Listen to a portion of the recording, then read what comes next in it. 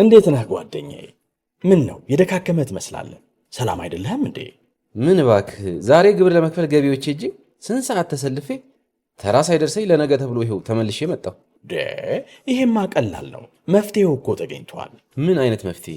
ይኸውልህ ብርሃን ባንክ ብርሃን ኢታክስ የተሰኘ አገልግሎት ጀምሯል።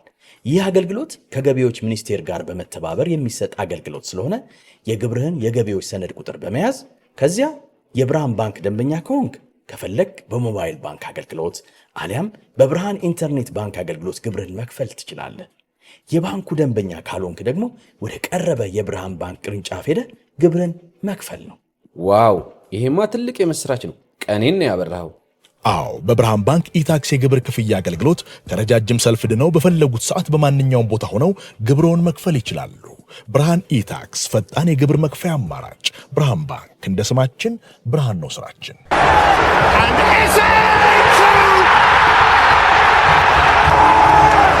It's heading Arsenal's way on Derby Day. And Eze in no time. Arsenal are ripping it up. And Eberechi Eze can barely disguise his glee. Richarlison has stolen and Richarlison has gone for goal and scored. Extraordinary. To give Tottenham just the merest hint of an interest. Marino, Trossard, Eberechi Eze! Derby Day hat-trick! A match ball he can prize forever and a day! North London is his! The pure, undiluted joy of the humble superstar and his proud, proud club. Eze's hat-trick and Arsenal's glorious victory. Arsenal again, one more derby triumph, one more substantial stride towards the big prize of which they dream.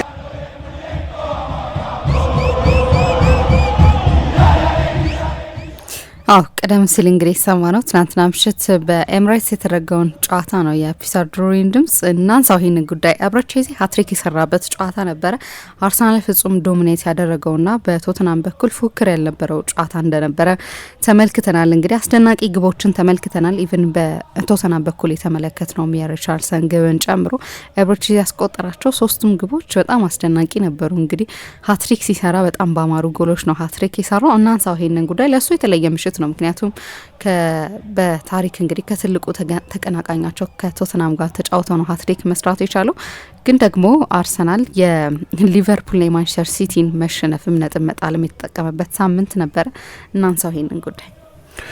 ልክ ነው። አሁን የፒተር ድሩሪ የትላንትናው ጨዋታ ላይ የነበረውን ኮሜንትሪን የሰማነውና ልክ ኮሜንትሪው ያለቀ በነበረበት ጊዜ በአርሰናል ስቴዲየም ውስጥ የነበረውንም አትሞስፌር በስቴዲየም ውስጥ የነበረውንም ድባብ በዚህ ሳውንድ ባይት ማግኘት የሚቻል ይመስለኛል።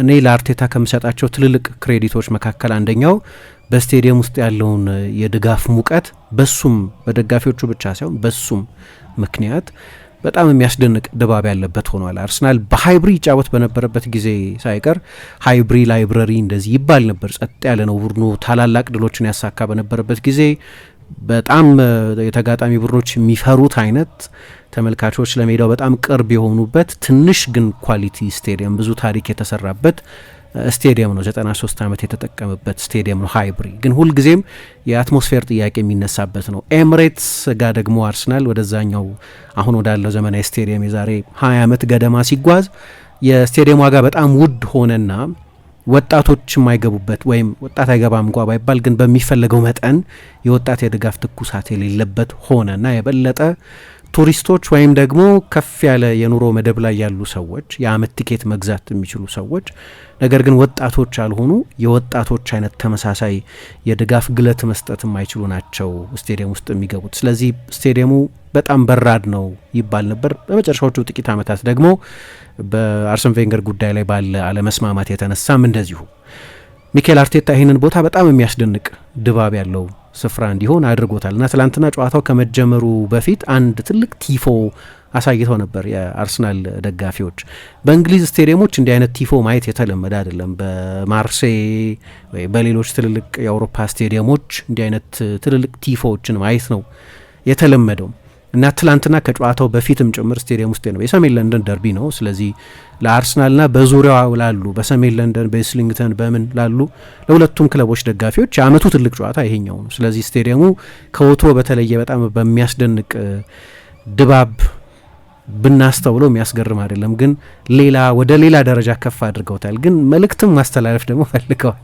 ምክንያቱም ታሪካዊ አርሰናል ተጫዋቾች እዛ ምስል ላይ ይታያሉ። ቶኒ አደምስ 1993 ለአርሰናል ጎል ሲያስቆጥር፣ ዴቪድ ሮካስል፣ ቲየሪ ኦንሪ ከ70 ነው ከ80 ሜትር ኳስ እየገፋ ሄዶ የቶተናምን የማዕዘን ምት የአርሰናል ጎል ያደረገበት፣ በኋላ በስቴዲየሙ ውጪም ሀውልቱ ቆሟል። ያ የሚታየው ምስል የሚታይበት ወደ ቶተናም ደጋፊዎች ሄዶ ነው ደስታውን የገለጸው። በቅርብ ጊዜ ደግሞ ቡካዮ ሳካ፣ ማርቲን ኦዴጋርድ ቶተናም ላይ ጎል ካስቆጠሩ በኋላ የሚታይና ጋብርኤል መጋሌሽ የነሱ ምስል አለ። አምና መጋሌሽ ከቶተናም ጋር በነበረ ጨዋታ የማሸነፊያው ጎል ሲቆጠር በነበረው አስተዋጽኦ ምክንያት የነበረ ምስል ነው። ግን በጣም ገዘፍ ብሎ የሚታየው ግን የሶል ካምቤል ምስል ከሁሉም ሶል ካምቤል የቶተናም በጣም ትልቅ ተጫዋች የነበረ ነው እና በእንግሊዝ እኔ በእኔ ግምት ባለፈው 32-33 ዓመት በፕሪሚየር ሊግ ታሪክ የዚህን ያህል የሚያወዛግብ ዝውውር አልነበር። ከቶተናም ወደ አርሰናል መዘዋወር አንድ ሰው እንደ ኃጢአት የሚቆጠርበት ነው በቶተናም ደጋፊዎች። በተለይ ደግሞ የካምቤል አይነት ተጫዋች ሲሆን በቶተናም አካዳሚ ያደገ ከዚህ በፊት እቆያለሁ ብሎ ቃል ሰጥቶናል የሚሉት በቶተናም አዲስ ኮንትራት ላለመፈረም መወሰኑ ብቻ ሳይሆን በጣም ወደሚጠሉት ወደ አርሰናል የተዘዋወረበት ሁኔታ እንደ ትልቅ ክህደት ተቆጥሮበት በተለይ ለመጀመሪያ ጊዜ ወደ ድሮ ዋይት ሃርት ሌን ስቴዲየም ሲመለስ ይሁዳ የሚሉ ብዙ ጽሁፎች ተይዘው ያየንበት፣ እንዲያውም እነዛን ጸያፍ ስድቦች ከሚሰድቡኝ ደጋፊዎች መካከል አተኩሬ ሳይ ወንድሜም ነበር ይላል። ወንድሙ ሳይቀር ይቀር አላለውም እንደማለት ነው። ስለዚህ አርሰናል ይህንን የቶተናም ቁስል ያውቃል፣ ወይም የአርሰናል ደጋፊዎች ኢኒሺዬሽን ነው። አርሰናል ያውቅ ነበር ተብሏል። ይሄ ቲፎ ያለ አርሰናል ያለ ክለቡ ይሁንታ እንደዚህ አይነት ምስል ማስተላለፍ አይቻልም እና ገዘፍ ብሎ የሚታየው ሶል ካምቤል ነው። በስኬት ካየሹ አንድ ጊዜ ደብል፣ አንድ ጊዜ ኢንቪንሲብል ሆኗል። 2 ጊዜ ፕሪሚየር ሊግ አሸንፏል። 3 ጊዜ ኤፍ ኤ ካፕ አሸንፏል። ቻምፒየንስ ሊግ ፋይናል ተጫውቷል። በቶተናም ተጫዋችነት እነዚህን ክብሮች ላያሳካቸው ይችል ነው ያሳካቸው ቶተናም የዋንጫ ቡድን ስላልነበር በነዛ ዓመታት። ስለዚህ ስቴዲየም ውስጥ የነበረው አትሞስፌር በጣም የተለየ ነው። በቅርብ ጊዜ አርቴታ ልክ ነው አሰልጣኝ የበለጠ የሚዳኝባቸው ሌሎች ነጥቦች አሉ፣ ግን ይሄም በጣም ትልቅ ክሬዲት ሊሰጠው የሚገባ ይመስለኛል። ፒተር ዱሩሪ ድምጽ ላይ የአርሰናል ደጋፊዎች በቅርብ ዓመታት የሚዘምሩት ኖርዝላንድ ፎርኤቨር የሚለው ዘፈን ወይ መዝሙር የደጋፊዎች ህብረ ዝማሬ እዚሁ ላይ ይሰማል። ጨዋታ ሲያልቅና ሲጀምር በጣም የሚገርም አትሞስፌር ተፈጥሯል። ለዚህ አሰልጣኙን ማድነቅ ያስፈልጋል፣ ቡድኑን ማድነቅ ያስፈልጋል። ውብ ሳምንት ነው ለአርሰናል እና ለአርሰናል ደጋፊዎች። የዚህ ቡድን ስታንዳርድ እኔ አንዳንድ ጊዜ በበቂ መጠን የምናደንቀውም አይመስለኝም። አንዳንድ ጊዜ የተሰራው ቡድን የማይታመን ቡድን ነው ሚኬል አርቴታ በተለይ በዚህ የውድድር ዘመን። ግን እንደው በጠቅላላ ካየነው ደግሞ ከ2022 ጀምሮ አሁን 2026 ልንገባ ነው፣ ለ3-4 ዓመት በመሀል ዋንጫ አላሸነፈም። ልክ ነው። አንድ ታላቅ ቡድን ዋናው መለኪያ ዋንጫ ማሸነፍ ነው። በታሪክ የሚታወስባቸውን ትልልቅ ዋንጫዎች ማሸነፍ ነው። ነገር ግን አንድ ቡድን ዋንጫ ሲያሸንፍም በጣም ምርጥ መሆን ይችላል እና አርሰናል እንደዚህ አይነት ቡድን ነው። ስታንዳርዱ በጣም ከፍ ያለ ቡድን ነው። እንዴት ከፍ ያለ ስታንዳርድ እንዳለው የምታውቂው ምሳ በወቅቱ በጥሩ ሁኔታ ላይ የነበረውን እና የአምናውን የፕሪሚየር ሊግ አሸናፊ ሊቨርፑልን አንፊልድ ላይ ሄዶ ለምን ዶሚኔት አላደረገም? ለምን ሊቨርፑልን ከዚህም የበለጠ ዶሚኔት አላደረገ? በዞቦዝ ላይ አስደናቂ የቅጣት ምት ጎል ነው የተሸነፈው። አርነ ስሎት የአርቴታን ያህል ፕራግማቲክ ነበሩ በጨዋታው ላይ። ግን ከአርሰናል የምንጠብቀው በጣም ከፍተኛ ስለሆነ ከዛ ጨዋታ በኋላ እኔም ጭምር ኤክስፔክቴሽናችን ከፍተኛ ስለሆነ እኔ ታክቲካዊ ምክንያት አይመስለኝም አርሰናልን የምንጠራጠርበት። እኔ በታክቲክ በኩል ነው የምልሽ አርሰናል አንድም ጉድለት አይቼበት አላውቅም ባለፉት ጥቂት ዓመታት። በስትራቴጂ በኩል ግን ድክመት ታያለህ፣ በአፕሮች በኩል እንጂ በታክቲካዊ ውስንነት በጭራሽ በየትኛውም ጨዋታ ላይ አላይበትም። ይሄ ነው የሚባል የጎላ ድክመት ማላስተውልበት ቡድን ነው። ዘንድሮ ብቻ ሳይሆን ዘንድሮ የበለጠ የበሰለ የበለጠ ለትልልቅ ክብሮች ተቃረበ የበለጠ በስብስብ በደንብ የታጠቀ ቡድን መሆኑ ለማንም ሰው ግልጽ ነው። ግን ባለፉት ዓመታትም ልክ እንደዚሁ በተለይ በትልልቅ ጨዋታዎች ላይ ያለው ሬከርድ የሚገርም ነው። ከሲቲ ጨዋታ በኋላ የሰራነውን ፕሮግራም አስታውሳለሁ። ከሲቲ ጋር 1-1 ነው የተለያዩ። ግን በጓርዲዮላ የ17 ዓመት የአሰልጣኝነት ታሪክ ማንም ሌላ ቡድን እንደዚህ ዶሚኔት አድርጎት አያውቅም። ማንም ሲቲን እንደዛ በሎ ብሎክ እንዲጫወት አስገድዶት አያውቅም። ግን ከአርሰናል የምንጠብቀው ስታንዳርድ በጣም ከፍተኛ ስለነበር ለምን ከዛም በላይ አድቬንቸረስ አልሆነም? አሁን ሂስቶሪካል የሆነ ቡድን ነው የጓርዲዮላ ማንቸስተር ሲቲ። ታሪካዊ ቡድን ነው። የእንግሊዝን እግር ኳስ ባለፈው 10-15 ዓመት ዶሚኔት ያደረገ ቡድን ነው።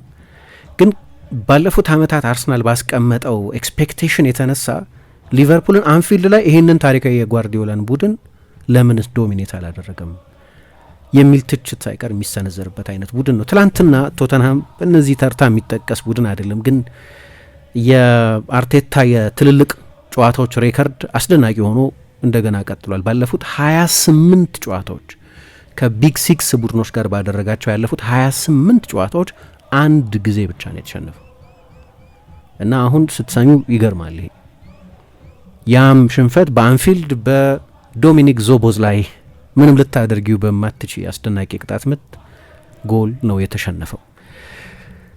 ገና ነው የውድድር ዘመኑ ይገባኛል። ገና 1/3ኛውን ያጠናቀቅ ነው የ12ኛ ሳምንት ጨዋታ ስለሆነ ምን እንደሚፈጠር ማንም መተንበይ አይችልም። አምና ሲቲ የገጠመውን ዘንድሮ ሊቨርፑል የገጠመውን ነገር ከሳምንታት አስቀድሞ ማንም ሰው መተንበይ አይችልም። እግር ኳስ የማይተነበዩ ብዙ ነገሮች አሉት። ግን በዚህ ዓመት አርሰናል የፕሪሚየር ሊግ ሻምፒዮን ካልሆነ እጅግ ገርማለሁ።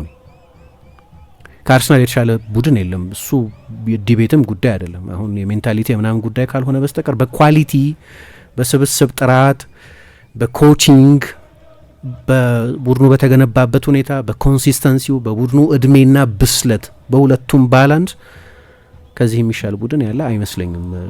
ያለ ምክንያት አይደለም።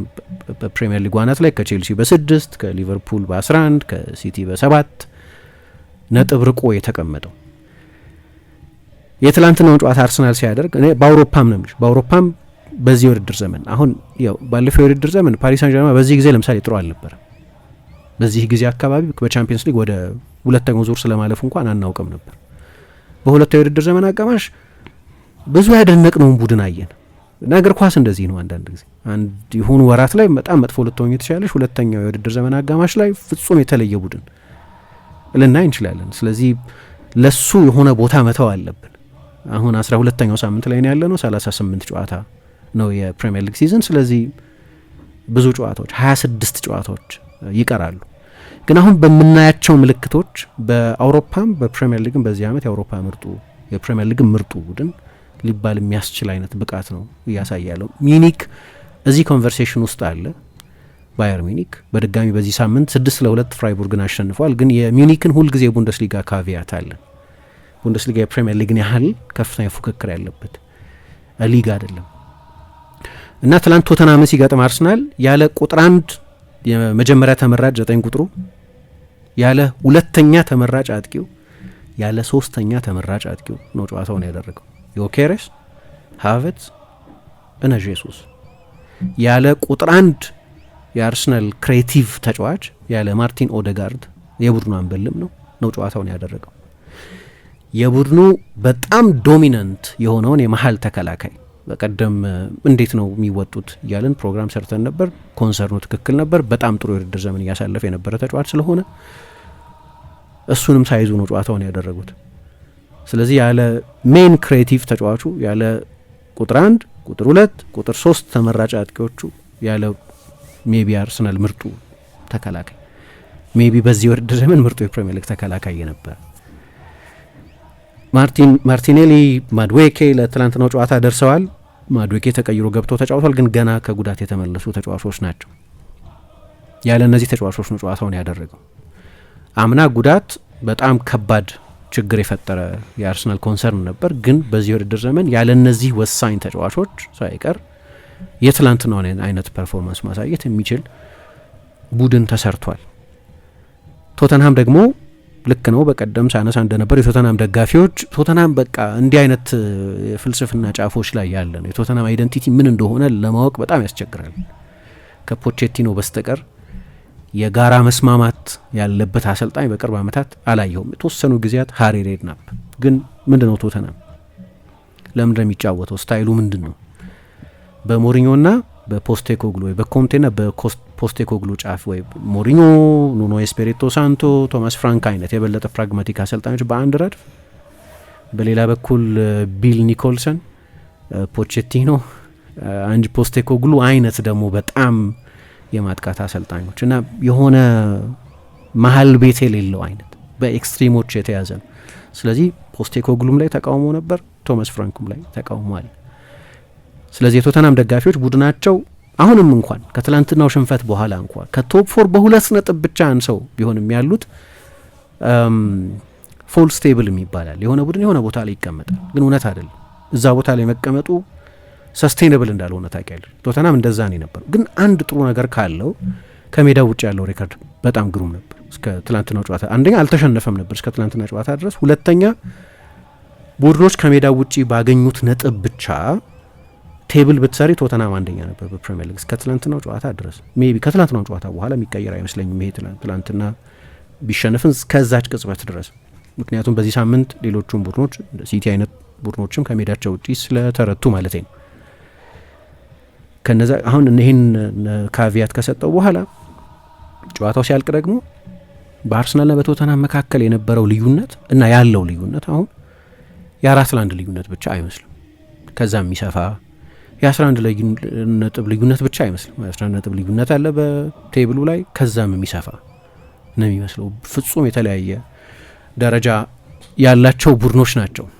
አርሰናል በቆመ ኳስ ዲፔንደንት ነው እንደዚህ ይባላል፣ ግን ባለፉት 2 ጨዋታዎች አንድም የቆመ ኳስ ጎል አላስቆጠረም፣ ግን 6 ጎሎች አስቆጥሯል እና የሚያስደንቅ ኳሊቲ ያለው ቡድን ነው እና እገረማለሁ እንዳልኩት። ሌላም ቡድን ለማየት ያስቸግረኛል። አሁን ባለው ሁኔታ በየሳምንቱ ይቀያየራል። ባለፈው ሳምንት የነበረን ስሜት ሲቲ እየመጣ ነው የሚል ነው። ደግሞ ይሄኛው ሳምንት በጣም ትልቅ ሳምንት ነበር ለሲቲም ቢሆን፣ ምክንያቱም ቀድሞ ከኒውካስል ጋር ነው የተጫወተው። ኒውካስልን ቢያሸንፍ አርሰናል ከቶተናም ጋር የሰሜን ለንደን ደርቢ ነው። 30 ምናምን ዓመት አንዴ ነው ቶተናም ወደ አርሰናል ሜዳ ሄዶ ያሸነፈው፣ የዛሬ 15 ዓመት አንድ ጊዜ። ከዛ ውጭ አሸንፈው አያውቅም በአርሰናል ሜዳ። የቶተናም ሬከርድ በጣም መጥፎ ነው፣ ግን አርሰናል በጨዋታ ውስጥ ሆኖ ነው ወደ ጨዋታው የሚሄደው። ስለዚህ ሲቲ ድንገት የነጥብ ልዩነቱን ወደ 1 ቢያጠበው አርሰናል በከፍተኛ ጫና ውስጥ ሆኖ ጨዋታውን ያደርጋል የሚል ግን ብዙ ጥያቄዎች እንድናነሳ የሚያደርግ ደግሞ ሌላ ፐርፎርማንስ አየን ከሲቲ በኩል። በኒውካስል ሜዳ ተሸነፈ እና አስተማማኝ የሆነ አርሰናልን በወጥነት እየተከተለ ለዋንጫ የሚፎካከር ቡድን ለማየት ያስቸግራል። ሲቲ በተለይ ሃላንድ ጥሩ ከሆነ ትልቁ ስጋታቸው ሃላንድ ነው፣ ሲቲም ሳይሆን ሃላንድ ነው እኔ እንደውም ምለው። ምክንያቱም የሲቲ ማሸነፍ በሃላንድ ጥሩ መጫወት ላይ የሚመሰረት ስለሚመስል በሌሎች በተሸነፉባቸው በቶተናም ለምሳሌ ሲሸነፉ በእንደዚህ አይነት ጨዋታዎች ሃላንድ ጎል ያላስቆጠረባቸው ጨዋታዎች ናቸው እነዛ ጨዋታዎች። ስለዚህ ሌላ ክሬዲብል የሆነ የጎል ማስቆጠር ሶርስ የለም። በቀደም ደግሞ በመከላከል በጣም ቨልነረብል እንደሆነ አየን። በአንዳንድ ጨዋታዎች በሴንትራል ኦቨርሎድ ብዙ ቡድኖችን ያስቸግር ነበር። ግን የኒውካስል አትሌት ሚድፊልደሮች ቶናሊ፣ ጆኤሊንተን፣ ብሩኖ ጊማራይሽ በጥሩ ሙድ ላይ ከሆኑ የሊቨርፑል ሚድፊልደሮች የማይሰጡትን ፊዚካል አውትፑት መስጠት ይችላሉ። ስለዚህ በሼርኪ በፎደን ና ዶሚኔት አታደርጊያቸው። ፍላንክ ላይ ልክ በሌሎቹ ጨዋታዎች እንደሆነው እንዳታደርጊ። ሌቭራሜንቶ ና ሉዊስ ሆል ሁለቱ ፉልባኮች በ1v1 ከሊቨርፑል ፉልባኮች ከሌሎች ቡድኖች ፉልባኮች በጣም የተሻሉ ነበሩ። ግን በመከላከል ደግሞ ኒውካስል 6-7 ጎል በቀላሉ ላይ ያስቆጠር ይችል ነበር። ስለዚህ ሲቲዎች ላይ ጥያቄ አንስተን እንድናጠናቀቅ የሆነበት ሳምንት ነው። ስለ ሊቨርፑል ለእኔ ሊቨርፑል ቆይቷል ከዋንጫ ፉክክር ከወጣ 11 ነጥብ ነው። አርሰናል በቀደም የሰንደርላንዱ ጨዋታ ሀፕን ከዛ በላይ ሊሆን ይችል ነበር። የመጀመሪያዎቹ 5 ጨዋታዎችንም ሲያሸንፍ ብዙ ጥያቄዎች ነበሩን። ለእኔ ሊቨርፑል ሳምንታት ሆኖታል ከዋንጫ ፉክክር በእኔ አመለካከት ነው። እንዳልኩት እግር ኳስ የማይተነበዩ ብዙ ነገሮች የሆነ ቀን ውሸታም ሊያስብሉሽ የሚችሉ ነገሮች ታያለሽ። ግን በእኔ እምነት ይሄ ቡድን የዋንጫ ማቴሪያል እንዳልሆነ ከገባኝ ቆይቷል። የዚህኛው ሲዝን ሊቨርፑል ከሆኑ ሳምንታት በኋላ እና ማየት ያስቸግራል። 90 ነጥብ የሚደርስ ሌላ ቡድን አርሰናል በዚህ ስታንዳርድ ነው የሚጫወተው። ሌሎቹ ቡድኖች አንዳንዶቹ ኢንኮንሲስተንት ናቸው ልክ እንደ ሲቲ። ለምሳሌ ሊቨርፑል ጨዋታ ላይ በቃ የሻምፒዮን የዋንጫ ፎርሙላ ያለው ቡድን ይመስል ታሪኩን በጣም ትልቅ ስለሆነ አሰልጣኛቸው በጣም ትልቅ ስለሆነ ስንት ጎል ለሚያስቆጥር አላቅም ሃላንድ በዚህ ውድድር ዘመን ግን የፈለገው የጎል ቁጥር ላይ መድረስ የሚያስችል ሲዝን እያሳለፈ ያለ ተጫዋች ስላላቸው የሆነ ጊዜ ግን ያንን ኮንሲስተንሲ ደግሞ ታጨዋለች። በተለይ ከሜዳው ውጭ የሆነ በጣም የሚጠቀስ ድል ቶተናምን ሳልጨምር ቶተናም 17ኛ ሆኖ ስለጨረሰ ካለፈው የውድድር ዘመን ጀምሮ ብታይ ያለፈው የውድድር ዘመን የመጀመሪያ ጨዋታ ላይ ነው ደህና ቡድን ከሜዳ ውጪ ሲቲ ያሸነፈው ቼልሲን በመጀመሪያው ሳምንት። ረጅም ጊዜ ሆኖታል። አሁን አርሰናል እየሄደ ባለበት ሁኔታ የሚቀጥል ከሆነ የምናወራ ያለ ነው ስለ 95 ነጥብ ሲዝን ነው። በዚህ ሁኔታ የሚቀጥል ከሆነ አላቅም እንዴት እንደሚሆን እና 18 ጨዋታ አድርጓል አርሰናል በዚህ ውድድር በሁሉም ውድድሮች በሶስት የተለያዩ ውድድሮች በፕሪሚየር ሊግ 12 ጨዋታ፣ በቻምፒየንስ ሊግ የተወሰኑ ጨዋታዎች፣ በሊግ ካፕ 2 ጨዋታዎች ካልተሳሳትኩ። ከነዚህ 18 ጨዋታዎች በ16ቱ ውጤቱ ምንም ይሁን ብዙዎቹን አሸንፏል አርሰናል ኢንፋክት ግን ውጤቱ ምንም ይሁን በ16ቱ ቡድኖች አንድና ከዛ በታች ኤክስጂ ነው ያስመዘገቡ። ከ18ቱ ጨዋታዎች በ16ቱ በ12ቱ ደግሞ ከ0.5 በታች ኤክስጂ ነው ያስመዘገቡት ቡድኖች። ኤክስጂ በቃ የዚህ ዘመን ዋና የፐርፎርማንስ ከነጉድለቶቹ ዋና የፐርፎርማንስ ኢንዲኬተር ነው። ማንቸስተር ዩናይትድ በመጀመሪያው ሳምንት እና ብራይተን ኤንድ ሆቭ አልቢየን በሊግ ካፕ ሚኬል አርቴታ 10 ተጫዋች ሮቴሽን ባደረገበት ጨዋታ በሁለቱ ጨዋታ ብቻ ነው ከአንድ በላይ ኤክስጂ አርሰናል ላይ በዚህ ውድድር ዘመን የተመዘገቡ። የምናወራው ስለ ስፔሻል ቡድን ነው። መጨረሻ ላይ ምንም ቢሆን በእነዚህ 18 ጨዋታዎች ያየነው አርሰናል ግን በቻምፒየንስ ሊግ በፕሪሚየር ሊግ በማንኛውም ውድድር በጣም አስደናቂ ቡድን ነው። ስለዚህ ብዙ ጊዜ አርሰናልን በተመለከተ በተለይ ከትልልቅ ጨዋታዎች በኋላ ስትራቴጂክ የሆነ ትችትን እንተች ይሆናል። አርቴታን የበለጠ አድቬንቸረስ ለምን አልሆነ ምንም ታክቲካሊ ግን ብዙ መተቸት የሚቻል አይመስለኝም እና ውብ ቀን ነበር ለአርሰናል ደጋፊዎች። ሳምንቱም በጣም ግሩም ሳምንት ነበር። ደግሞ በተለይ ለንደን ላሉት ደጋፊዎች ይህንን ጨዋታ ከማሸነፍ የሚተልቅ ደስታ የሚሰጣቸው ድል የለም። በተለይ ደግሞ በትላንትናው አይነት ብቃት ሲሆን ከምን እንደምጀምር አላቅም። እንደወል በጣም ጥሩ ቡድን ስለነበር ትላንትና ሚኬል አርቴታም ስለ አንዳንድ ስሞች አንስቶ ኤዜን፣ ኳሊቲ፣ ግርማ ሞገስ፣ ሹት፣ ሪስክ መውሰድ፣ ደስታና ፈገግታ ቡድኑ ላይ ጨምሯል ብሎ ቢያደንቀውም ግን ኮሌክቲቭ ድል ነው።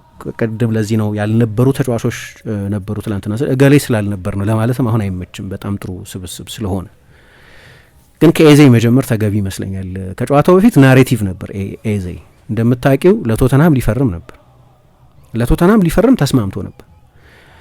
መጀመሪያ አርሰናል የዚህ ተጫዋች ዝውውር ውስጥ ነበረበት ይታወቅ ነበር ክረምቱን ሁሉ። ግን ከአርሰናል ጋር ደግሞ የድሮ ታሪክ አለው። ከ8 ዓመቱ እስከ 13 ዓመቱ ድረስ በአርሰናል አካዳሚ ውስጥ ያደገ ልጅ ነው።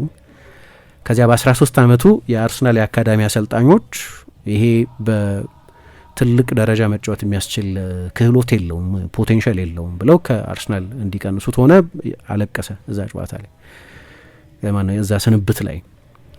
ከዛ የእግር ኳስ ህይወቱን ጡብ በጡብ ላይ ከስክራች ከታችኞቹ ዲቪዚዮኖች ከኪዩፒአር ከሌሎች ቡድኖች እየተንደረደረ እስከ ፓላስ ድረስ መምጣት ነበረበት እና ደንበኛ ተጫዋች ሆኖ ወደ አርሰናል ተመለሰ። የቶተንሃም ዝውውር ወደ ቶተንሃም ቢዘዋውር ኖሮ በቃ የቢዝነስ ዝውውር ፕሮፌሽናል ነው ሰውየው ተጫዋቹ እና በዛ ጊዜ የተሻለ ኦፈር የቶተንሃም ኦፈር ስለነበር ወደ ቶተንሃም ቢሄድ የአእምሮ ውሳኔ ልለው ይችላል። የእግር ኳስ ካሪየሩን በማሰብ የወሰነ ውሳኔ ልትዩ ትችላለች። ግን ልቡ አርሰናል ጋር እንደነበር የምታውቂው ለቶተንሃም ለመፈረም የመጨረሻው ምዕራፍ ላይ ከደረሰ በኋላ ለሚኬል አርቴታ ስልክ የደወለው ራሱን ሰሞኑን ከኤድሪስ ኤልባ ጋር ከታዋቂው የፊልም ሌጀንድ ጋር በስካይ ስፖርትስ ላይ ቃለ ምልልስ ነበር። ስለዛ አጋጣሚ ሲናገር ራሱ ለአርቴታ ስልክ እንደደወለ ተናግሯል። ይሄ ስቶሪ በጊዜው ዝውውሩ ሲፈጸምም ተነግሮ ነበር። በዛ ሰሞኑን አርሰናል ሀቨትስን በጉዳት ምክንያት ያጣበት ስለነበር እና ሀቨት በቀላሉ በቶሎ ወደ ሜዳ እንደማይመለስ ስለታወቀ አርሰናልም አክቲቭ ሆነና ተጫዋቹን አስፈረመው እና ትልቅ ስቶሪ ነው። ከጨዋታው በፊት ትላንትና ሀትሪክ ሰራ። በሰሜን ለንደን ደርቢ ሀትሪክ መስራት ከባድ ነው። 198ኛ ጨዋታቸው ነው ትላንትና። በ198 ጨዋታዎች አራተኛ ሀትሪክ ብቻ ነው በሁለቱ ቡድኖች ታሪክ። ምን ማለት ነው? በየ50 ጨዋታው ገደማ ነው አንድ ሀትሪክ የሚሰራው። 47 ዓመት ሆኗል። የትኛውም የአርሰናል የትኛውም የቶተናም ቲየሪ ኦንሪ የሚሆን ሃሪ ኬን ነው የማንም ቴሪ ሼሪንጋም የሚሆን ዴኒስ ቤርከም ማንም ሃትሪክ አልሰራም ለ47 ዓመት። አለን ሰንደርላንድ የሚባል ተጫዋች ነው 1978 ላይ ለመጨረሻ ጊዜ ሃትሪክ የሰራው። ኤዜም ራሱ በእግር ኳስ ተጫዋችነቱ ሃትሪክ ሰርቶ አያውቅም። ትላንትና ግን ከዚህ በኋላ በአርሰናል ያለው የእግር ኳስ ህይወት ምንም ይሁን በአርሰናል ታሪክ ውስጥ በአርሰናል ፎክሎር ውስጥ ስፍራ አግኝቷል። በእንደዚህ አይነት ጨዋታ ሃትሪክ በመስራት እና ደግሞ ኮንቴክስቱን ስታይ የልጅነት የአርሰናል ደጋፊ መሆኑን ስታይ በጣም ፕራግማቲክ በሆነ አይን ካየሽ አርሰናልን በ6 ነጥብ ርቀት በፕሪሚየር ሊግ አናት እንዲቀመጥ ያደረገ ሃትሪክ ነው። ግን ደግሞ ሌሎች ስቶሪዎችም ማለት የተጫዋቹንም ኮሚትመንት የሚያሳይ ሳምንት ነበር ይላሉ። ባለፈው ሳምንት እንደምታውቂው ኢንተርናሽናል ጨዋታዎች ሳምንት ነበር። ከእንግሊዝ ብሔራዊ ቡድን ጋር ኃላፊነቱን ከጨረሰ በኋላ በአርሰናል የ2 ቀን ረፍት ሰጥቼው ነበር አለ አርቴታ። ዴይ ኦፍ ነበር። ከዛ አንዱን ቀን ካረፈ በኋላ ግን አይ እኔ ወደ ለንደን ኮልኔ ወደ ልምምድ ማዕከሉ መመለስ እፈልጋለሁ፣ ልምምድ መስራት እፈልጋለሁ አለኝ ይላል። ሁሌ ለመሻሻል የሚፈልግ ተጨማሪ ልምምዶች መስራት የሚፈልግ እና ተደጋጋሚ ጥያቄዎችን ዚስ ኤንድ ዛት እያለ የሚጠይቀኝ አይነት ተጫዋች ነው። የተለየ ተሰጥኦ ነው፣ ግን ደግሞ ረሃቡም የዛኑ ያህል ነው። ለሱ ደስ ብሎኛል። የተለየ ነገር ወደዚህ ቡድን ጨምሯል፣ ደስታ ግርማ ጨምሯል፣ ቡድኑ የሚፈልገው አለ። ቶተናም ትላንትና ጨዋታውን ሲያደርግ አሰልጣኝ ቶማስ ፍራንክ እኔ ከጠበቅኩት ውጪ ነው። አንዳንድ ጨዋታ ላይ በባክ 5 ተጫውተው ያውቃሉ። በብሬንፎርድ በነበሩበት ጊዜ በዚህ ውድድር ዘመንም የመጀመሪያ የፉክክር ጨዋታቸውን ከፓሪስ ሳን ጀርመን ጋር በኡዲኔ በአውሮፓ ሱፐር ካፕ ባደረጉ ጊዜ በባክ 5 ተጫውተዋል። ይሄኛው ግን ወደ ሌላ ኤክስትሪም የሄደ ነው። በብሬንፎርድ ከሚያደርጉት በተለየ ሁኔታ 2 ሰራተኛ ኳስ ነጣቂ አማካዮች፣ 3 ንጹህ የመሀል ተከላካዮች እና 2 ዊንግ ባኮች ግን ቤዚክሊ እንደ 2 ተጨማሪ ተከላካዮች የሚጫወቱ ናቸው። ስለዚህ 5 ተከላካዮች፣ 2 በአብዛኛው ስራቸው መከላከል የሆኑ ኳስ ነጣቂ አማካዮች በሎ ብሎክ የሚጫወት በመጨረሻው ተከላካይ በዳንሶ ወይ በቫንደቪን ሮሜሮ እና ከፊት ባለው በመጨረሻው ተጫዋች መሀል ያለው ርቀት ከ30 ሜትር የማያልፍ ከሜዳው ውጪ ሲጫወት በሜዳው ሲጫወት ያለበት የፍልስፍና ግጭት የማይገጥመው በዚህ መንገድ መጫወት ተቀባይነት ነው። ሰሜን ለንደን ደርቢ ላይ ተቀባይነት አለው ወይ? ቶተናም ደጋፊዎች ለዚህ ይሁንታ ይሰጣሉ አላውቅም። ግን በጣም ሚኒማሊስት በሆነ የ5-4-1 የመከላከል ሼፕ ነበር አሰልጣኝ ወደዚህ ጨዋታ የመጡት። ኤዜ የሚያስፈልገው ለዚህ ነው። ለእንደዚህ አይነት ጨዋታዎች ነው አርሰናል ኤዜን ያመጣው። ራሱ ሚኬል አርቴታ በፈረመ ጊዜ ማጂክ ሞመንትስ የሚሰጠን ብሏል። አምና አርሰናል የሊቨርፑልን ያህል ነው የተሸነፈው በ38 ጨዋታ 3 ጨዋታ ብቻ ነው የተሸነፈው፣ ግን 14 ጨዋታ ብቻ ተለያይቷል። እና ከ14ቱ ጨዋታዎች በርከት የሚሉት ትላንትና ቶተንሃም በተጫወተበት መንገድ የሚጫወቱ ብዙ ቡድኖችን ገጥሞ ነበር። ዌስትሃም ይሁን ፉልሃም ይሁን በሎ ቱ ሚድል ብሎክ የሚጫወቱ ቡድኖችን ሲገጥም ብዙ ስፔስ በሌለበት ጊዜ ያው ጉዳቶቹ አሉ። ትልቅ ማብራሪያ ሊሆን ይችላል ብዙዎቹ የማጥቃት ተጫዋቾች መጎዳት። ግን በሌላ በኩል ደግሞ የኤዜ አይነት ያንን ምትሃት መፍጠር የሚችል ከሳጥን ውጭ ጎል ለማስቆጠር ድፍረት ያለው ድሪብል የሚያደርግ በመስመሮች መሀል የሚዋልል ክሬቲቭ የሆነ ኦደጋርድ ቢኖርም ኦደጋርድ የሆነ ጊዜ ጥሩ ሹተር ነበር፣ የሆነ ጊዜ ወደ ጎል መምታት ቀነሰው ያቆመ ከስንት አንዴ ነው ያንን ያደርግ የነበረው። ኤዜ ያስፈልገው የነበረው በዚህ ምክንያት ነው። በነገራችን ላይ አምና አርሰናል ከፍጹም ቅጣት ምት ሳጥን ውጭ ባደረጋቸው የሙከራዎች መጠን ብዙ ሙከራዎችን ከሳጥን ውጭ ያደረጉ ቡድኖችን በሙከራዎቻቸው መጠን በተዋረድ ብታስቀምጪ 16ኛ ነበር። ብዙ ሪስክ የሚወስድ ቡድን አልነበረም። ሹቶችን በተመለከተ የቬንገር ቡድን ከኳስ ጋር መረብ ውስጥ ሊገባ የሚሞክር ቡድን ተብሎ ይተች ነበር። ብዙ አይሞክሩም ከሳጥን ውጭ እና በጣም በአጫጭር ቅብብል በኮምቢኔሽን እስከ መጨረሻው መስመር ድረስ ለመግባት የሚሞክር ከኳስ ጋር መረብ ውስጥ ለመግባት የሚሞክር እየተባለ ይተች ነበር። ልክ እንደዚህ አይነት ስታይል ስላልነበር የአርቴታ ቡድን ስታይል ተመሳሳይ አኪዜሽን አርሰናል ላይ ማቅረብ ይቻል እንደነበር አላቅም። እዚህኛው አርሰናል ላይ ግን አንድ ማለት የሚቻለው ነገር በሹቶች በኩል ብዙ ሙከራ የሚወስድ ቡድን አልነበረም። አንደኛው ምክንያት እሱ ነው። ምክንያቱም ስንት ጨዋታ በደብሮይነ አድቬንቸረስ ሹቶች ሲቲ ሲያሸንፋየን እነዛን አያደርግም ነበር። ኤዜ የሚያደርገው እሱ ይመታል። የሃይ ቮሊዩም ሹተር በፕሪሚየር ሊግ ከ1 እስከ 5 ብዙ ከሳጥን ውጪ ከሚሞክሩት ከርቀት ከሚሞክሩት ተጫዋቾች መካከል አንደኛው ነው። ሳጥንም ውስጥ ይሁን ከሳጥን ውጪም ብዙ የሚሞክር ተጫዋች ነው። ስለዚህ ከነ ብሩኖ ማቴዎስ ኩኛ ከነሱ ተጫዋቾች ተርታ ብዙ ሹት ያደርግ የነበረ ተጫዋች ነው። አሁን ያንን ችሎታ ነው ይዞ የመጣው። የትላንትናው ጨዋታ የኤዜ የትሮሳር የመጀመሪያ ጎል እስኪቆጠር ድረስ እንደዛ ነው የነበረው እና የቶማስ ፍራንክ 5-4-1 ሼፕ ብዙ አልሰራም ትላንትና ብዙ አልሰራም። ግን የአርሰናል የመጀመሪያ ጎል እስኪቆጠር ድረስ ይኸው ፈተና ነበር። አምና የቸገራቸው በዚህም የውድድር ዘመን በአንዳንድ ጨዋታ የቸገራቸው ነገር በዚህ የውድድር ዘመን እንግዲህ ዘግይቶ አይደል ዝውውሩ የተፈጸመው። የፕሪሚየር ሊግ የመጀመሪያ ጨዋታ ሲደረግ የአርሰናል ተጫዋች አልነበረም። ሁለተኛው ጨዋታ ሲደረግ የአርሰናል ጨዋታ አልነበረም። የሊቨርፑል ጨዋታ ላይ ነው የአርሰናል ተጫዋች የሆነው፣ ሶስተኛው ሳምንት መሆኑ መሰለኝ። ያንን የመጣው እሱም እዛ ጨዋታ ላይ 20 ደቂቃ ሲቀረው ነው ተቀይሮ የገባው። በመጀመሪያዎቹ 5 የአርሰናል ጨዋታዎች አንድ ጨዋታ ብቻ ነው የጀመረው። ግን አሁን ከትላንትናው ጨዋታ በኋላ በሹት አርሰናል ውስጥ የሚመራው እሱ ነው። 25 ሹቶች አድርጓል። ከዮኬሬስ ከቡካዮ ሳካ ከሌሎቹ የአርሰናል የማጥቃት ተጫዋቾች የበለጠ ሞክሯል። እነዚህ ከሲዝኑ መጀመሪያ ጀምሮ የነበሩ ተጫዋቾች ናቸው። ግን የፓላስ የመጀመሪያዎቹ ጨዋታዎቹ ላይ የነበሩትን ሹቶች ደግሞ ከደመርን በፕሪሚየር ሊግ ኤርሊንግ ሃላንድ እና ዦን ፊሊፕ ማቴታ ብቻ ናቸው ከኤዜ በላይ ብዙ የሙከራ ያደረጉት። ሙከራ ነው በጣም አስፈላጊ ነው። ለምሳሌ ክርስቲያኖ የሃይ ቮሊዩም ሹተር ነው ይባላል። 8 ሙከራ 9 ሙከራ 10 ሙከራ ስታንዳርድ ነው ለክርስቲያኖ። ብዙ ስለሚሞክር ነው ብዙ የሚያስቆጥር። ብዙ ማይሞክር ተጫዋች ብዙ አያስቆጥርም። አንዳንዴ አይዲያል ላይሆን ይችላል ያ ሙከራ። የተሻለ ቦታ ላይ ያለ ተጫዋች ሊኖር ይችላል፣ ወይ አንቺ ያንን ሙከራ የምታደርጊበት ርቀት በጣም ሩቅ ሊሆን ይችላል። ስለዚህ በቫሊዩ በጣም ከፍ ያለ የማስቆጠር ቫሊዩ ወይም ኦፕቲማል ላይሆን ይችላል ሙከራው። ግን አርሰናል አንዱ ችግሩ ይሄ ነበረው። ይሄ ተጫዋች አሁን በዚህ ውድድር ዘመን በየጨዋታው 3.5 ሙከራ ያደርጋል እና ትላንትና ሃትሪክ የሰራው ቶተናሞች ዴር ቱዱ ነው የሚሉት መፈክር አላቸው። የማድረግ ድፍረት ያለው ተጫዋች ነው። ትላንትና ሃትሪክ ሲሰራ 3ቱም ጎሎች በተለያየ መንገድ ቀላል ጎሎች አይደሉም፣ ታፒንስ ምናምን አይደሉም።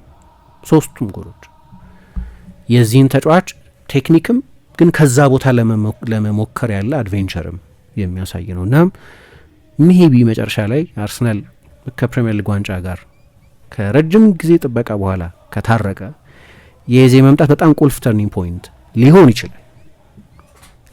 አርሰናል የመጨረሻ ፈራሚው ኢንካፒ ነው። ከሱ ቀደም ያለው ኤዜ ነው። ከዛ ቀደም ብሎ የፈጸማቸው ሌሎች ዝውውሮች ነበሩ። በሁለቱም እግሩ ይመታል። ትላንትና በሁለቱም እግሩ ነው ጎል ያስቆጠረው።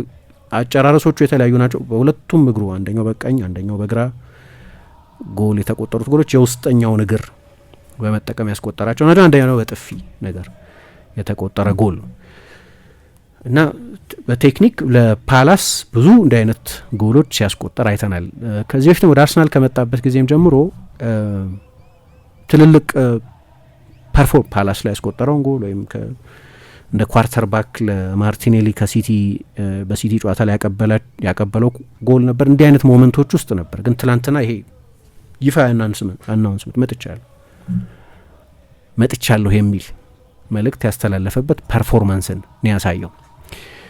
ጨዋታው እንዴት ሆነ የሚለውን ለማንሳት ግን ቅድም እንዳነሳው ቶተናም 5-4-1 ሎ ብሎክ ዲፕ ምንም ስፔስ የማይሰጥ ቅጣት ምት ሲገኝ ከአርሰናል ሞመንተም ለመውሰድ የጨዋታ ሪትም ለማቆራረጥ ጊዜ ይወስዳሉ። እንደምታውቂው ሰከንዶች ይወስዳሉ። ቪካሪዮ ይሁን ሆነ ተብሎ በስትራቴጂ የሚደረግ ነው። አርሰናልን ፍረስትሬት የማድረግ ፍላጎት እንደነበራቸው ግልጽ ነው። እየሰራም ነበር።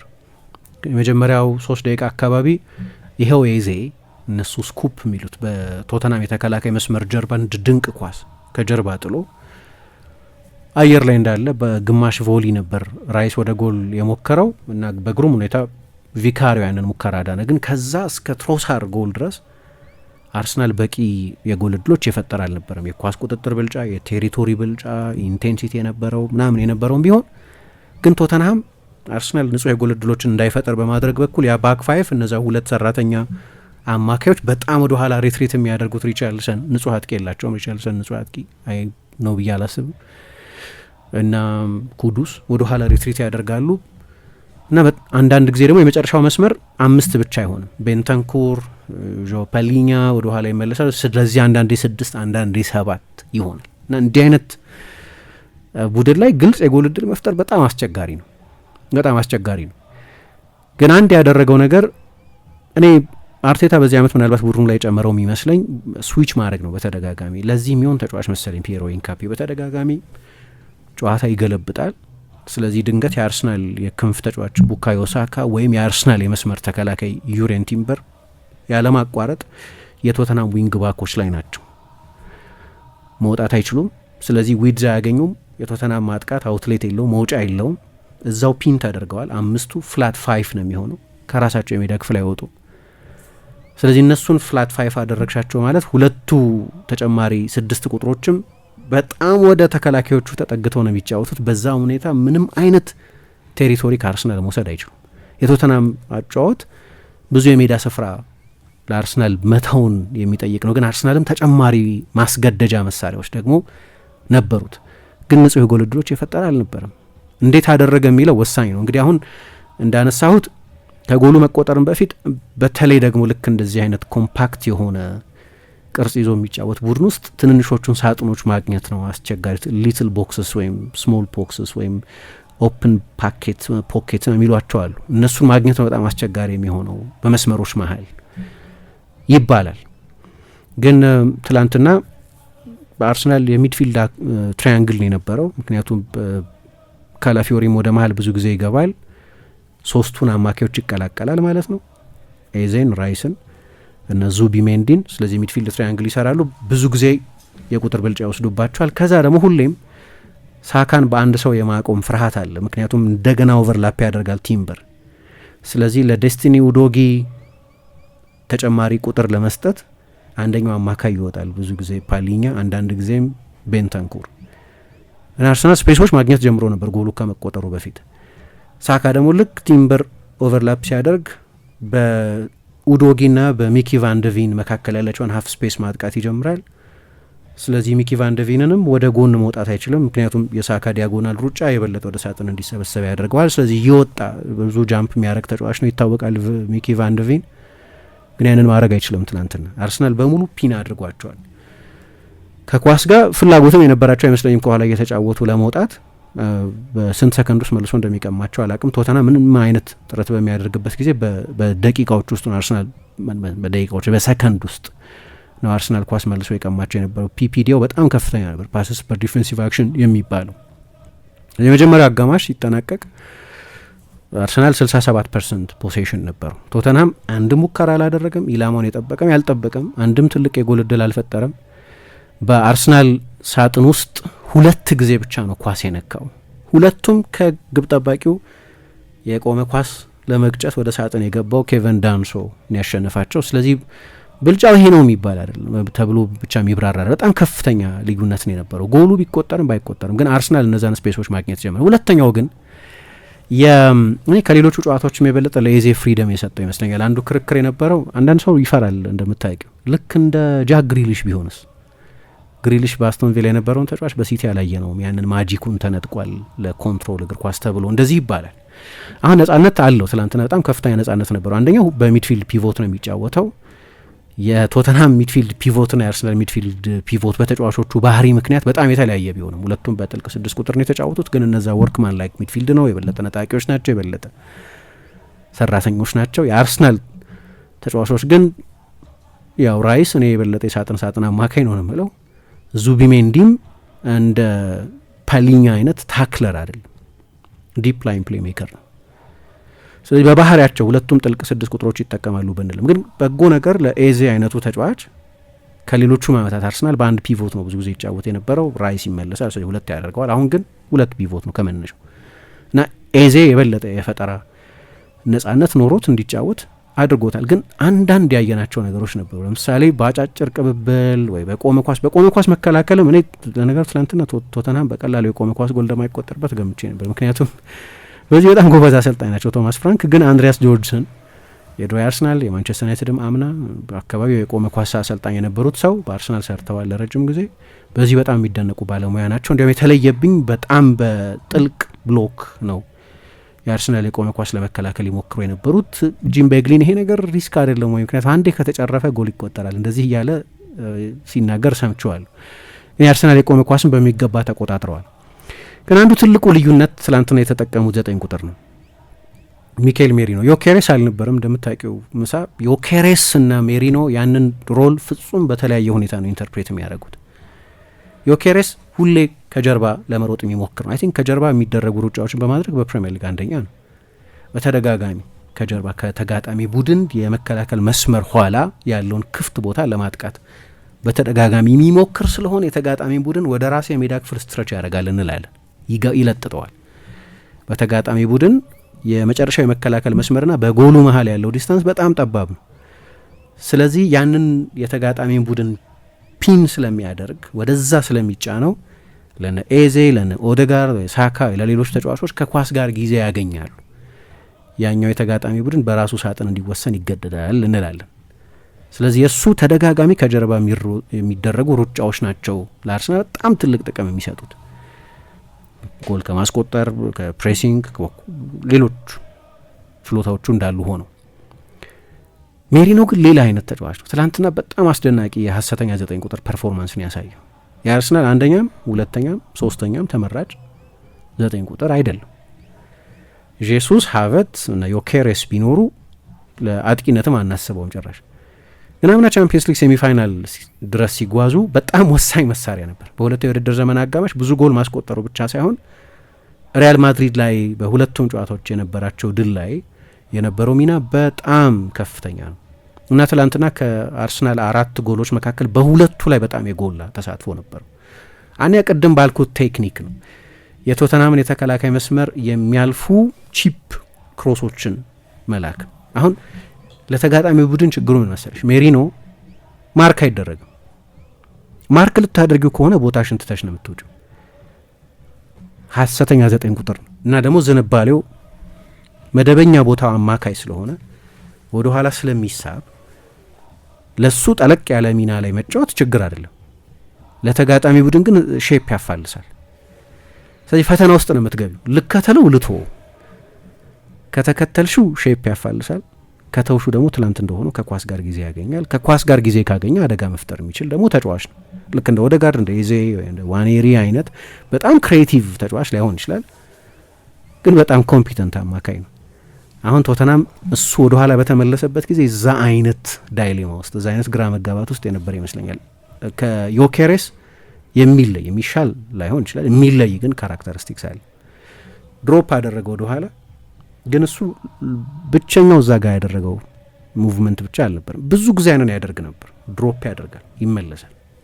የቶተናም የተከተለው ተጫዋች አላየሁም፣ ግን ዲስኦርጋናይዝ ያደርጋቸው ግን ማየት ትችይ ነበር። ሁሌ ጥያቄ ይፈጥራል።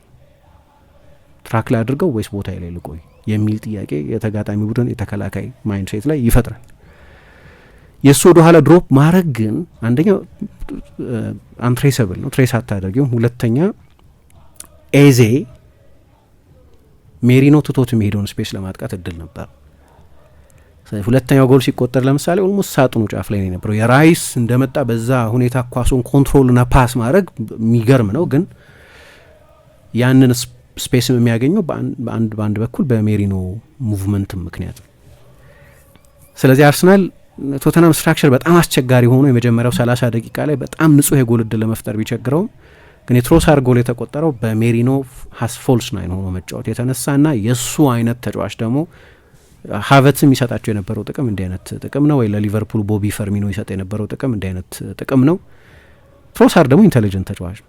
እኔ በአርሰናል መለያ ካሳያቸው ምርጥ ብቃቶች መካከል አንደኛው የትላንትናው ፐርፎርማንስ ነው። የተጫዋቹም በመሻሻል ይገርመኛል ምክንያቱም ክረምት ላይ አርሰናል እነዛን ሁሉ ዝውውሮች ሲያደርግ የመጀመሪያው ሰለባ ይሆናል ተብሎ የተገመተው እርሱ ነው። ሊለቅም ነው ሲባል ነበር። ባለፈው አንድ ፕሮግራም ላይ ስናነሳ እንደነበረው ወደ አውሮፓ አንደኛው ቡድን፣ ወደ ፕሪሚየር ሊግ አንደኛው ቡድን፣ ካልሆነ ወደ ፌነርባቼ ወይ ወደ ሳውዲ፣ ወደ እነዚህ ሁሉ ክለቦች የሳውዲ ክለቦች እንዲያውም የዝውውር ገበያው ከተዘጋ በኋላ ሳይቀር ጥያቄ አቅርበው ነበር ለአርሰናል። ከፍተኛ ገንዘብ ማለት ለሱ ዕድሜ በጣም ጥሩ ገንዘብ አቅርበው ነበር፣ ጠንከር ያለ ፋይናንሻል ፓኬጅ እና ለአርሰናል ደጋፊዎች ያኔ በሄድም ብዙ ያጎርላል ብለው አይገምቱም ነበር። ምክንያቱም እዛ ቦታ ላይ ኤዜ ይጫወታል የሚል ግምት ነበር፣ ማርቲኔሊ ያለ እና በውድድር ዘመን የመጀመሪያዎቹ ጨዋታዎች ደግሞ ማድዌኬንም እዛ ቦታ ላይ ሞክሯል ሚኬል አርቴታ። ስለዚህ በጣም ትልቅ ቀዳዳ አድርገው ላያዩት ይችላሉ። ግን በቀደም አንድ ፕሮግራም ላይ እንዳነሳሁት ኳሊቲ ተጫዋች ነው። ልክ ነው ተጨርፏል። ቫንደቪን መሰለኝ ኳሱን ነክቶታል ምናምን፣ ግን የሁለት እግር ተጫዋች የመሆን አድቫንቴጅ እሱ ነው። ሁለተኛ ሙቭመንቱ ትላንት ሜዳ ውስጥ ከነበሩ ተጫዋቾች መካከል በእኔ አስተያየት ከሳሊባ እና ከግብ ጠባቂው ራያ በስተቀር ሁሉም ተጫዋቾች ዩኒቨርሳሊስት ተጫዋቾች ናቸው። መልታይ ፐርፐስ ተጫዋቾች የተለያየ የሜዳ ዞኖች ይዘው መጫወት የሚችሉ ናቸው። አሁን ያ የ9 ቁጥር ሙቭመንት በትሮሳር በኩል ያየ ነው ሙቭመንት። ያንን ስፔስ ግን ያገኘው ሜሪኖ ወደኋላ ድሮፕ የሚያደርግ ተጫዋች በመሆኑ ምክንያት ነው። ያንን ኳስ የሰጠው እሱ ነው። ያንን ስፔስ የያዘው ደግሞ የግራ ክንፍ ተጫዋች የሆኑ ትሮሳር። ስለዚህ የቶተናም ባክ ፋይፍ ብዙ አልሰራም። ምንም አምቢሽን አልነበረውም። ምንም የማጥቃት ፍንጭ አታይበትም። እስከ 55ኛው ደቂቃ ድረስ ሙከራ የሚባል ነገር አላደረገም። ሙከራው ፌኒ ኖቲስ አላደረገም። ያም ከዙቢሜንዲ የተቀማ ኳስ ነው እና በጣም እንግዳ ጎል ነው። የሚገርመው እንዲህ አይነት ተመሳሳይ ጎል አስቆጥሯል፣ ግን በፕሪሲዝን የሚገርም ነው በጣም። ያኔ ማይልስ ሉዊስ ስኬሊ ነበር የተቀማው ወደ ሩቅ ምስራቅ ሄደው ጨዋታ ያደርጉ በነበረበት ጊዜ ወደ ማሌዥያ እንደዚህ ሄደው እና ተቀማና ኳሱን ልክ እንደዚሁ ማላንግስ ፓፓማ ተሳር ከዚሁ አይነት ርቀት ተመሳሳይ ጎል አስቆጥሮ ነው። ትላንትና የመጀመሪያው ጎል ሲደረግ አጠቃላይ 2 ሙከራ ነው ያደረጉት ነገሩ፣ ግን የመጀመሪያው ሙከራ ይሄኛው ነው። እስከ 50 ሜትር ምናምን የተቆጠረ ጎል ነው፣ ከ40 ሜትር ከ45 ሜትር። በኤክስጂ ጨዋታው ሲያልቅ 0.07 ነው የነበረው። በውድድር ዘመኑ ቶተንሃም በየትኛውም ጨዋታ አነስተኛ የኤክስጂ ቫልዩ ያስቀመጠበት ነው። አርሰናልም በዚህ ውድድር ዘመን ይህን ያህል ሊድስ ነው መሰለኝ በፕሪሚየር ሊግ 0.17 ግን ማንም ከቶተንሃም ያነሰ የጎል ዕድል አልፈጠረም። አርሰናል በጠቅላላው ብዙ የጎል ዕድል የሚፈጠርበት ቡድን አይደለም፣ ግን ማንም አልፈጠረም እና ያም ጎል ሲቆጠር በቃ እንግዳ ጎል ነው። ብዙ ለማብራራት ያስቸግራል። በድንገተኛ ኢንስፒሬሽን የተቆጠረ ጎል ነው እና በመከላከሉ በኩል አርሰናል መፍትሄ ያገኘ፣ ሌሎች በጣም ብዙ የማጥቃት ተጫዋቾች ሳይኖሩት የቀረ እንኳ ቢሆን በማጥቃቱ በኩል ደግሞ ምናልባት ያቺ አሁን ያልኳት የሪቻርልሰን ጎል ከተቆጠረች በኋላ የነበሩት 10 ደቂቃዎች ያኔ ነው በቃ ቶተናም ደህና ተጫወተ ከተባለ። ግን ይሄ ደግሞ ቶተናም ደህና የተጫወተበት አሰልጣኙ ሁለቱ አጋማሽ ላይ የቅርጽ ለውጥ አድርገዋል። ኬቨን ዳንሶን አስወጡ። ስለዚህ በባክፎር መጫወት ጀመሩ። ቻቪ ሲሞንስን አስገቡ። ስለዚህ ተጨማሪ ማጥቃት ተጫዋች ነበራቸው። ግን ያ ጎል ሲቆጠር ነው እንጂ ለውጦቻቸው አይደሉም የጨዋታውን መልክ የቀየሩት። ጎል ደግሞ በጣም ትልቅ የጨዋታን መንፈስ የሚቀይር ቅጽበት የጎል መቆጠር ነው።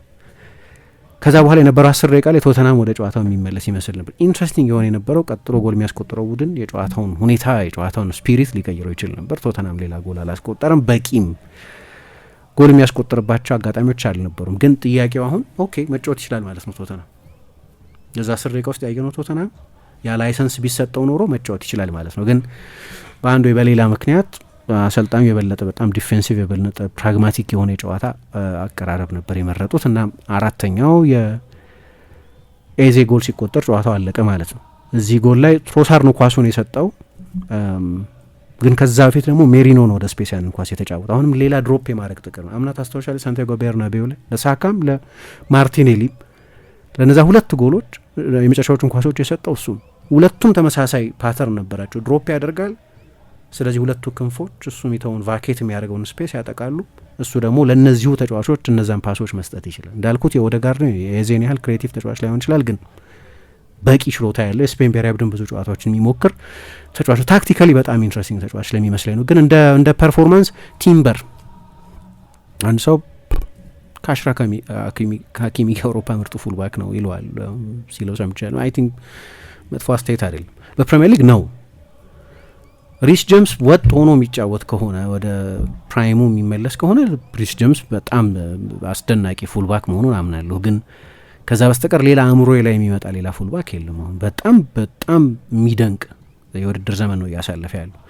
ካላፊዮሪ እንደ ሌሎቹ ጨዋታዎች ኬዮስ አልፈጠረም ይሆናል ምናምን፣ ግን ሁሉንም ጨዋታ ሚኬል አርቴታ ያስጀምረዋል ይህንን ተጫዋች። ትላንትናም ኩዱስን በሚገባ ተቆጣጥሮታል።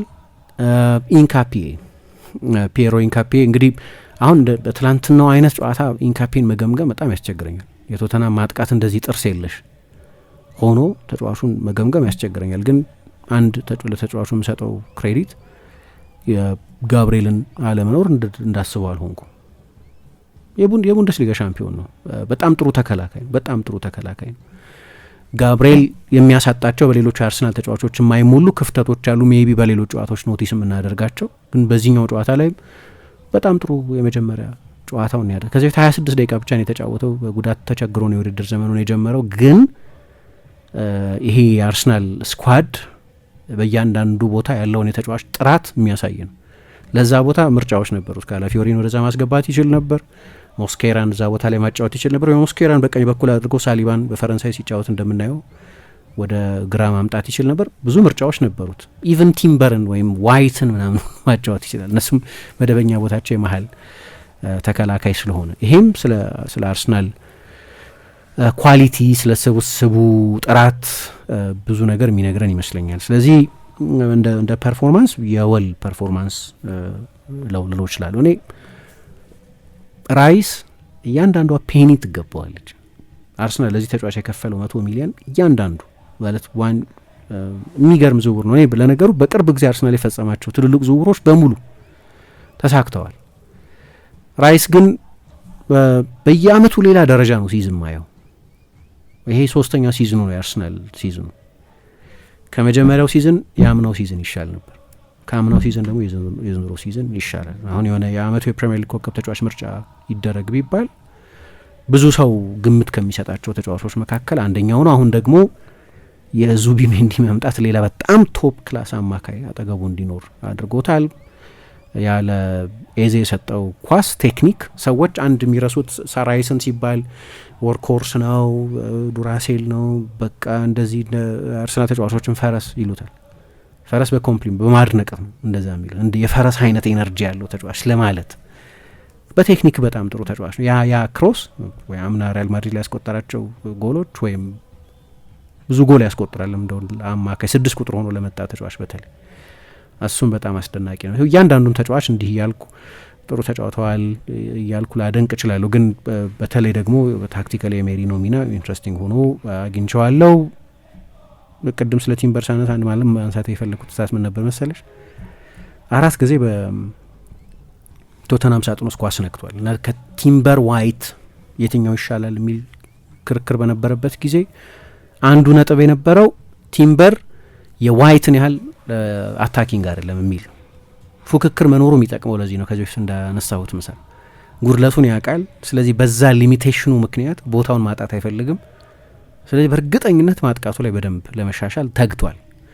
ቶተናም በጨዋታው በአጠቃላይ 4 ጊዜ ነው በአርሰናል ሳጥን ውስጥ ኳስ የነካው። ቲምበር ብቻውን 4 ጊዜ በቶተናም ሳጥን ውስጥ ኳስ ነክቷል። ምን ያህል ብዙ የኦቨርላፒንግ የአንደርላፒንግ ሩጫዎች እንደሚያደርግ ማየት ይቻላል። ለአርሰናል ትልቅ ሳምንት ነው አሁን ከዚህ በኋላ በዚህ ሳምንት አጋማሽ ከባየር ሚኒክ ጋር ይጫወታል። የባየር ሚኒክ ጨዋታ ትልቅ ጨዋታ እንደሆነ እገነዘባለሁ፣ ግን በጣም ዲሳይሲቭ ጨዋታ ግን አይደለም። እኔ እንዲያውም አርቴታ አያረገውም ይገባኛል። ይህን ጨዋታ ማሸነፍ ይፈልጋል። በቻምፒየንስ ሊግ ሁሉንም ጨዋታ እያሸነፈ ስለሆነ የመጣው የመጀመሪያዎቹ 8 ውስጥ ለማጠናቀቅ ያለው እድል ሰፊ ይመስለኛል። ኢንተርን እስኪያገኝ ድረስም ቢያንስ በወረቀት ደረጃ ቀለል ያሉ ጨዋታዎች አሉበት። ግን ባየር ሚኒክ ነው እና የስቴትመንት ነው ባየር ሚኒክን ካሸነፈ ሮብለት ሀሪኬን አለ፣ ኮምፓኒን ያውቀዋል፣ በሲቲ አብሮ ሰርተዋል። ማሸነፍ ይፈልጋል ባየር ሚኒክን እርግጠኛ ነኝ። የቼልሲን ያህል ጨዋታ የቼልሲን ያህል ዲሳይሲቭ ነው ብዬ ግን አላምንም። ግን ትልቅ ሳምንት ነው በጣም ከትላንት ጀምሮ እስከሚቀጥለው እሁድ ድረስ ያለው ሳምንት በጣም ትልቅ ሳምንት ነው። በእኔ ግምት አርሰናል ቼልሲን ስታንፎርድ ብሪጅ ላይ የሚያሸንፍ ከሆነ ከዛ በኋላ 25 ጨዋታ እንደሚቀር አውቃለሁ እና ሲዝኑ አያልቅም በዛ ጨዋታ እና ደግሞ ቀድሞ ያው ሲቲም ከሊድስ ጋር ስለሚጫወት እና በኤቲሃድ የሚደረግ ጨዋታ ስለሆነ ሊድስ 18ኛ ምናምን ሲቲ ያሸንፈዋል ይህንን ጨዋታ። ቼልሲ ነው አሁን በነጥብ ቀረብ ቢለው ከነዚህ ሁሉ እና ይህንን ጨዋታ አርሰናል ካሸነፈ ባለፈው የሆነ ጊዜ ዌል ኦኬ ፕሪሚየር ሊጉን ፉክክር አልባ ሊያደርገው ይችላል። አርሰናል ፉክክር አልባ ያደርገዋል ማለት በጣም ማርጅኑ ይሰፋል። ስለዚህ 10 ነጥብ ከሆነ ለምሳሌ ማቴማቲካሊ ፖሲቢሊቲ ነው። ግን አርሰናል 2 ጨዋታ ምናምን ተሸንፎ የ4 ነጥብ ማርጅን ሊኖረው ይችላል ማለት ኮንሲስተንት ቡድን አለ። በቃ ከዚህ በኋላ አርሰናል ነጥብ ሲጥል የተቀሩትን ሁሉ የሚያሸንፍ ቡድን አለ እንኳን ብለን ብንወስድ እንደዚህ አይነት ቡድን የለም እስካሁን ድረስ እያየን አይደለም። እና የሚቀጥለው እሁድን ጨዋታ ካሸነፈ ባያሸንፍም ብዙ ልዩነት ያመጣል ማለት አይደለም፣ ግን በተለይ ካሸነፈ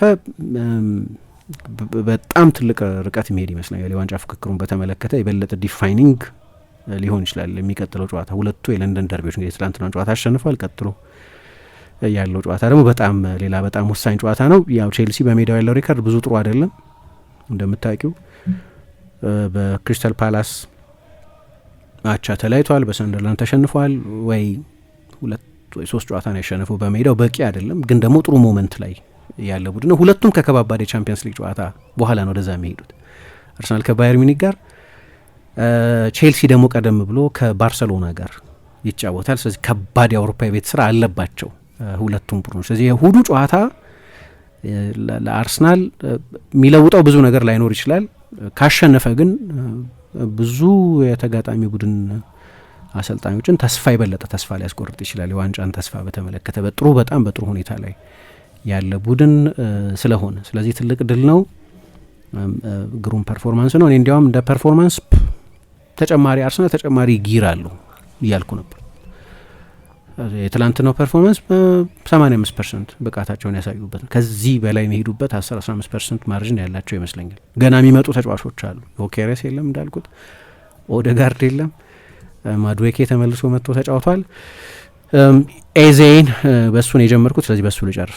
ኤዜን በተመለከተ አድሪያን ክላርክ ብራዚላዊ አይመስልም ሲል ነበር ትላንትና። እንትኑም ነው እኔ ሰውነት ቋንቋም ይሄ ዘና ማለቱ ኬርፍሪ መሆኑ ኬርፍሪ አይመስለኝም። በእንትን ማለት ግዴለሽ ኬርለስ አይመስለኝም። ግን የሚጫወትበት ነጻነት፣ የሰውነት ቋንቋው፣ ሴሌብሬሽኑ፣ ፊቱ ላይ ያለው እርጋታ ምናምን ሁሉ ያንን የብራዚል ተጫዋቾች ላይ እና ቴክኒካዊ ችሎታው ኦፍኮርስ ቴክኒካዊ ችሎታውም ያንን የብራዚል ተጫዋቾች አይነት መስል እንድንሰጠው የሚያደርግ ነው። ግን ለማየት ደስ የሚል ተጫዋች መሆኑ ብቻ አይደለም። የመጀመሪያ ንክኪው፣ ድሪብሊንጉ፣ የሁለት እግር ተጫዋች መሆኑ፣ ቪዥኑ እንደዚህ እሱ ብቻ አይደለም እና ከአርሰናል ጋር ያለው ታሪክ ለአርሰናል ደጋፊዎች የሚሰጣቸው ስሜት የሚኖር ስለሚመስለኝ እሱ ብቻ ሳይሆን ፕሮዳክቲቭ ነው። አንዱ ልዩነት በጣም የስታይሊሽ ተጫዋች ልትሆኝ ትችላለች፣ ግን በጣም ደግሞ ውጤታማ ላትሆኝ ትችላለች። ይሄኛው ስታይሊሽም ነው ውጤታማ ነው። 2025 ከገባ በኋላ በፕሪሚየር ሊግ ከሁሉም እንግሊዛዊ በላይ በጣም ኢፌክቲቭ ተጫዋች እሱ ነው፣ ጎሎች በማስቆጠርና የመጨረሻ ኳሶች በማቀበል 2025 ከገባ በኋላ ሃላንድ፣ ሳላህ እና እምቤሞ 3 ተጫዋቾች ብቻ ነው የሚበልጡት። እነዚህ 3ቱም የበለጠ ጎል እንዲያስቆጥሩ የሚጠበቅባቸው የበለጠ ለጎል ቀርበው የሚጫወቱ ተጫዋቾች ናቸው። ስለዚህ ፕሮዳክቲቪቲውን በጣም ከፍተኛ ነው። ከዛ ደግሞ ከፓላስ ወደ አርሰናል መሸጋገር ቀላል ሽግግር አይደለም። ፓላስ የካውንተር አታኪንግ፣ የትራንዚሽን፣ የሎ ብሎክ፣ የባክ ፋይፍ ቡድን ነው። አርሰናል የፖሴሽን ዶሚነንት ቡድን ነው። ስለዚህ ሽግግሩ ቀላል አይደለም። ግን እስካሁን ድረስ ሞመንቶችን እያየሁበት ነበር። እንደ ኦደጋርድ በጨዋታ ሙሉ በጣም ቢዚ ላይሆን ይችላል፣ ግን በአንዳንድ ሞመንቶች ላይ ልዩነት የሚያመጣ ተጫዋች ነው። ስለዚህ ውብ ጨዋታ ነበር ለአርሰናል፣ ትልቅ ሳምንትም ነበር።